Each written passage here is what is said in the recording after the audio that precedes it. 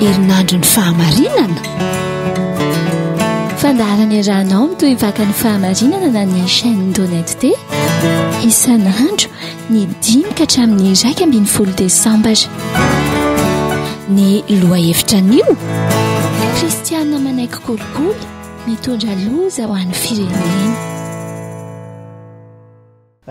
faly miarabantsika rehetra amin'ny manaraka ny fandaharana amin'ny alalan'izao toivakany fahamarinana izao manatrika ity fotoana ity pastora Kotojanahary Mboasalama no mitondra izao fandaharana izao. Vavaka isika, misaotra anao Jesosy, misaotra noho ny famindraponao, misaotra mpisenao ity fandaharana ity izay efa ampitantana anay mba homendrika ny maha olonao anay zahay ary hiady amin'ny kolikoly izay manimba ny taninay. Dia taeo izao dinika fampianarana fohy izao mba tonga fiavaozana tanteraka ho an'ny firenenay amin'ny anaran'i Jesosy Tompo ny vavahanay. Amen. Ny lohahevitra izay hoentina ho antsika dia ny hoe kristianina manaiky kolikoly mitondra loza ho an'ny firenena. Kristianina manaiky kolikoly mitondra loza ho an'ny firenena. Misy tenin'Andriamanitra izay nofidiana hanakinana izany teny izany dia ny Jeremia 7:20 andininy 7 ka hatramin'ny 12. Toy izao nivaky ny teny izany amin'ny anaran'i Jesosy. Ny amin'ireo mpaminany motsamotsa anato anatoko ny foko, mangozozo ny taolako rehetra, toy ny olona mamo aho ary toy ny lehilahy leondovay noho ny amin'i Jehova sy noho ny teniny masina. Fa feno mpijangajanga ny tany ary noho ny ozona no isaona ny tany. Efa maina ny kijana any anefitra ary efa ratsy ny fanaon'ny olona sady ny tsy fahamarinana no heriny. Fa na mpaminany na mpisorona dia sampy atsara velatsia avokoa, na dia tao an-tranoko aza dia mbola hitako ihany ny haratsiany hoy Jehova. Koa dia toy ny lalamalama amin'ny aizipito ny lalany, haronjona izy ka dia hopotraka ao, fa hahatonga loza aminy aho amin'ny taona hamaliana azy hoy Jehova. Amen. Teny nataony Jeremia mpaminany, ampilazainany Jeremia mpaminany io teny io, tsy dia toriteny moa no horesahantsika eto, fa ny fahatsapana hitany Jeremia teo amin'ny fiainany vahoaka izay niainany tsy fahamarinana na dia vahoakan'Andriamanitra aza ny Israely.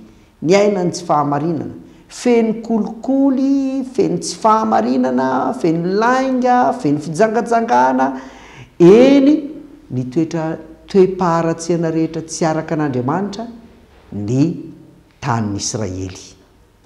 Ary io dia nahatratra hatramin'ny mpaminany aza zay heverina hoe mpaminany izay nieritreritra ho naminany amin'ny araka an'Andriamanitra kanefa tsy araka an'Andriamanitra.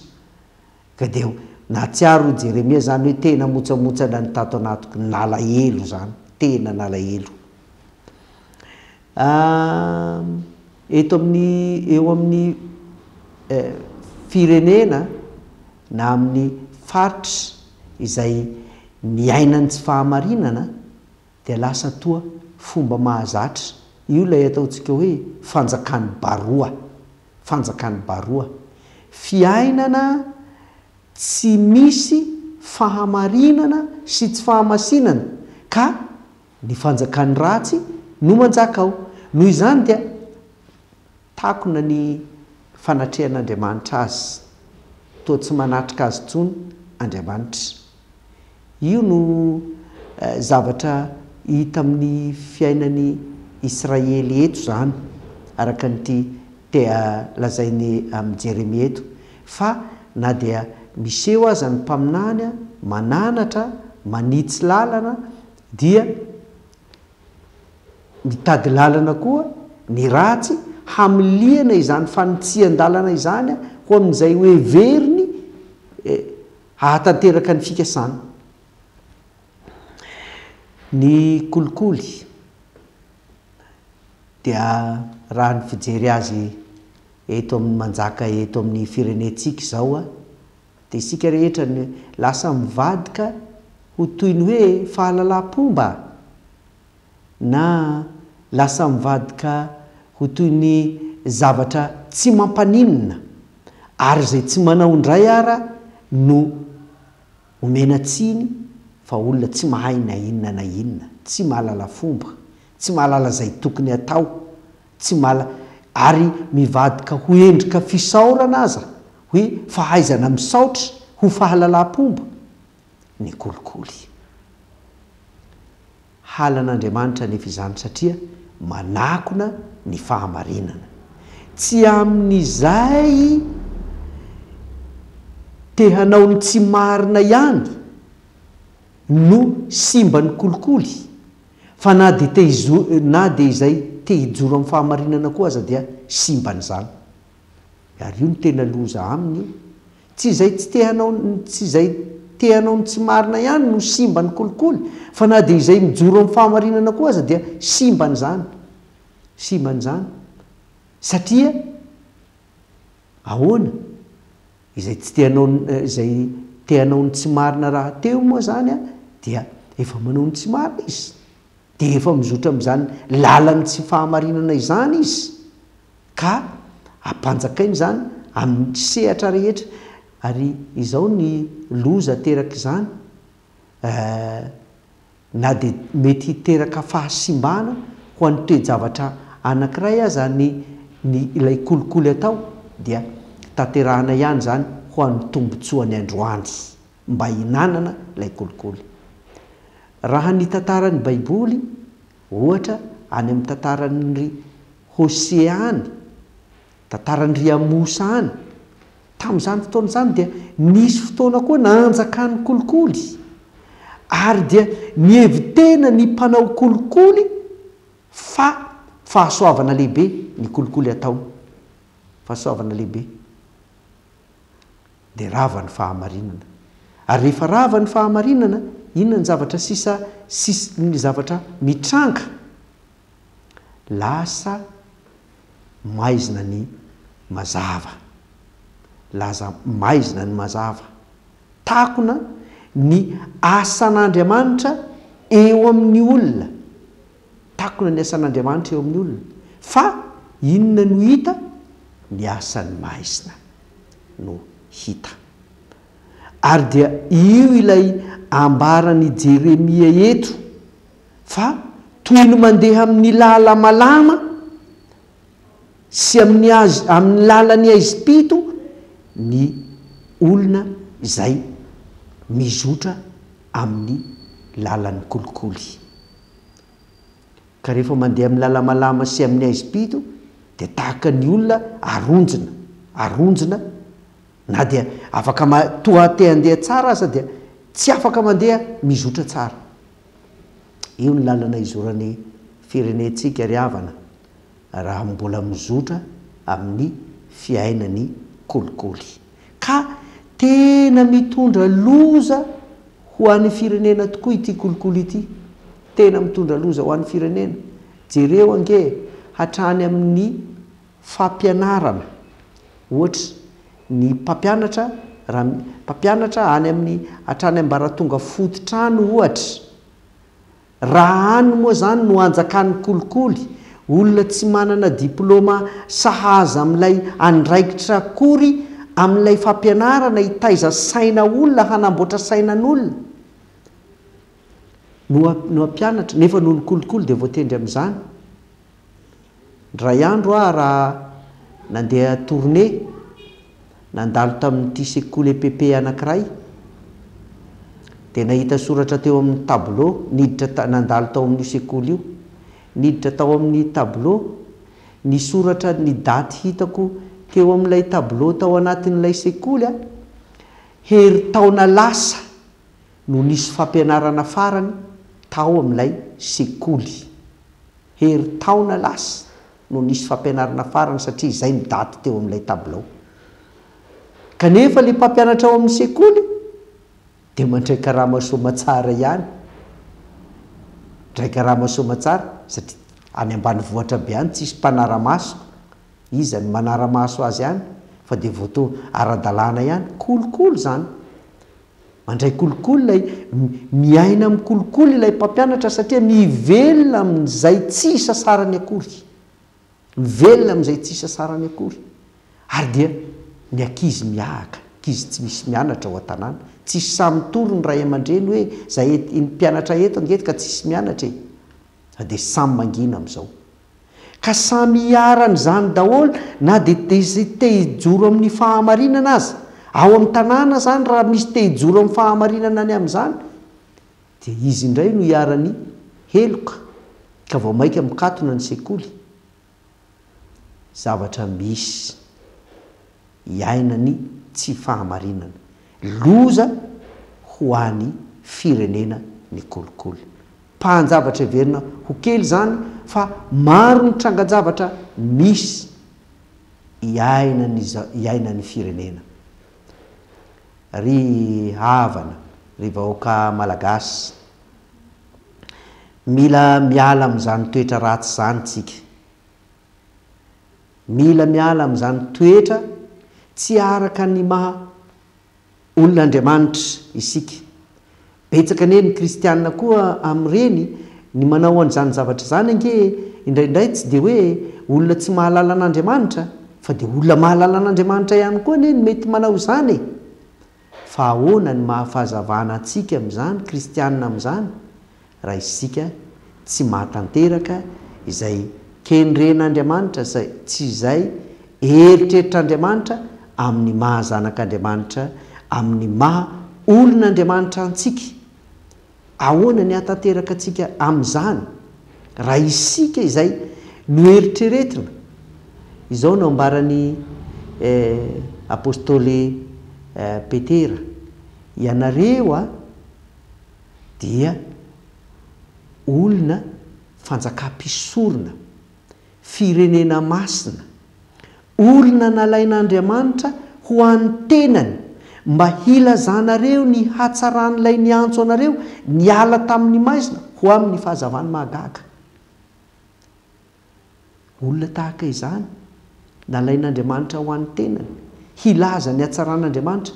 Kanefa raha izany moa no iainana, raha izany ny zavatra misy, hanahoana ny fiafarany firenentsika.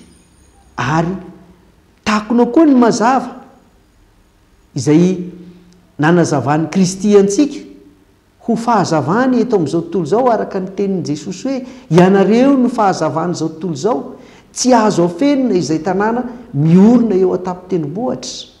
Ianareo no fanasiny tany, fa raha ny fanasina no tonga matsatso, inona indray no ahasira azy? Olona toy izany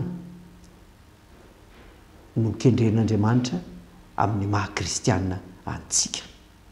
Ho an'ny kristianina, olona toy izany, olona tena ho fahazavana tokoa, ary hijoro amin'izany fahazavana izany, hijoro amin'ny fahamasinana sy ny fahamarinana araka an'Andriamanitra. Fa noho ny tsy fijoroantsika ry havana, dia jereo angeny manjo ny tanitsika. Tanteraka eto tokoa ny tenin'ny Jeremia eto hoe ary noho izany dia feno ozona ny tany, ozona no isaona ny tany, maina ny kijana any anefitra, simba ny tontolo. Vatany vao nanota i Adama, dia izao no nataon'Andriamanitra taminy. Izao no nataon'Andriamanitra tamin'ny Adama.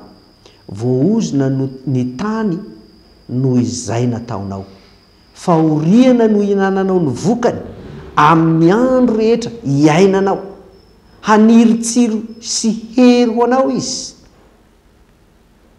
Zany hoe ny fahotana ry havana dia isan'izany ny kolikoly, fahotana ny kolikoly, tena fotom-pahotana mihitsy ny kolikoly, dia miteraka ozona ho an'ny tany izany, miteraka ozona, miteraka fahampitehana, ary tsy hinanantsika ny vokatsoan'ny tany amin'ny fifaliana fa vao maika iainantsika amin'ny fahoriana. Ary izany ny zavatra mitranga amintsika izao, tranga haitany.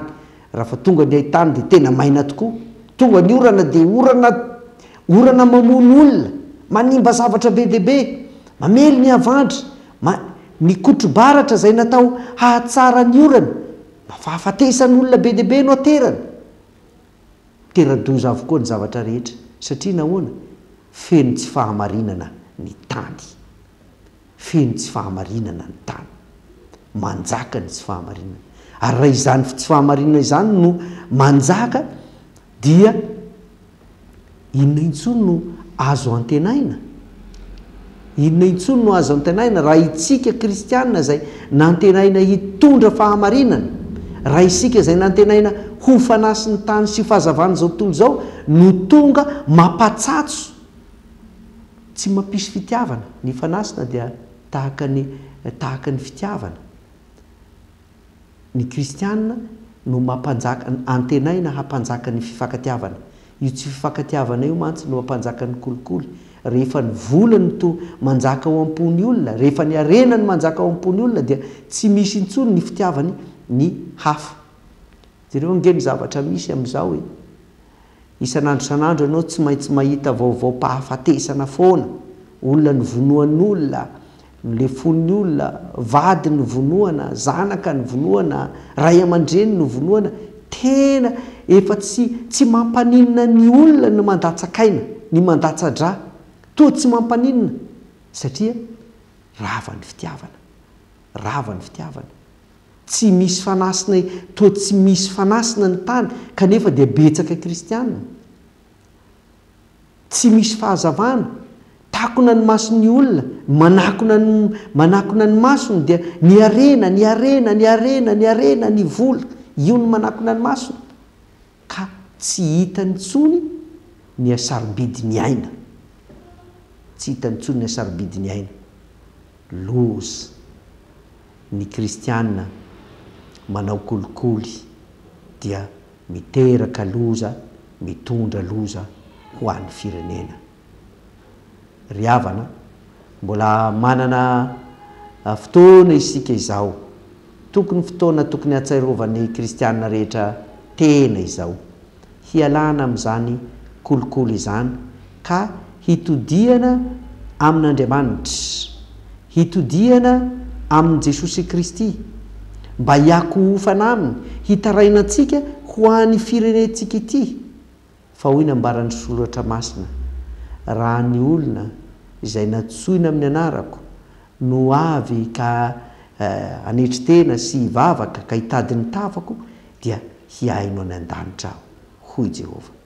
Ho an'izay mitady an' Jehova, ho an'izay mangetaeta fahamarinana, dia izy no hovokisana. Tsy hovokisana amin'ny fahamarinana ihany, fa hovokisana koa amin'ny fitahian'Andriamanitra, amin'ny fitahian' Jehova. Ary io no mampatonga ny mpanao salamo ao amin'ny salamo 9:20 ilaza fa sambatra izay olona matahotra an' Jehova fa ho haninao tokoa ny asan'ny tananao, ho sambatra sady ambinina ianao. Ny vadinao dia ho tahaka ny voaloboka mahavokatra ao anatin'ny tranonao, ny zanakao ho tahaka ny zanaka oliva manodidina latabatra ao. Iny fa toy izany no hitahiana izay lehilahy matahotra an' Jehova. Zany hoe ny hoe matahotra an'Andriamanitra dia araka ilay ohabolantsika malagasy hoe aza ny loha samangina no jerena fa Andriamanitra tapony loha. Zany hoe olona lavitra ny kolikoly, lavitra ny tsy fahamarinana, miala amin'ny tsy fahamarinana. Ary izany no ho ambinina sy ho tahina. fa izay mbola mikiribiby kosa nefa dia ho tozo izay maloka indrindra ka na dia mandeha amin'ny mazava aza dia hiraparapa ao anatin'ny ezipito fa na dia mandeha amin'ny lalana tsara aza dia ho tahaka an'izay mandeha amin'ny lalamalama ka tsy ho tafita amin'izay kendrena. Ny kristianina mandeha tsara amin'ny fahamarinana kosa dia higoka ny tsirony fahasambarana fa ho tahina izy raha miditra ary ho tahina izy raha mivoaka. Dia ho an'Andriamanitra rerany ny voninahitra izay azy hatramin'ny taloha indrindra ho azy mandrakizay ary ho antsika rehetra koa izay maniry fiovana hiala amin'ny kolikoly mba hazo ny fahasambarana araka ny ambaran'ny Salamo 8:20 teo. Dia mirary soa tahin'Andriamanitra avokoa isika rehetra. Saotra tompoko.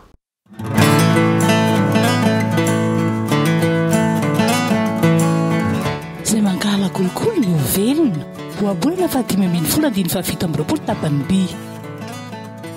Jesosy ihany no afaka manafaka ny firenentsika ao anatin'izao lavaka izao. Tsy mahavita mandany kolikoly amin'ny herin'ny tenantsika sika fa amin'ny alalany rery ihany. Izy ilay fahamarinana, miantso anao izy hiara-iasa aminy. Manasanao ifampitatana aminay eto anivo ny toy vaka amin'ny fahamarinana. Midira ho mpikambana tsy dio ny pejy Facebook chaîne Donalité na antsoy ny 034 43 982 26.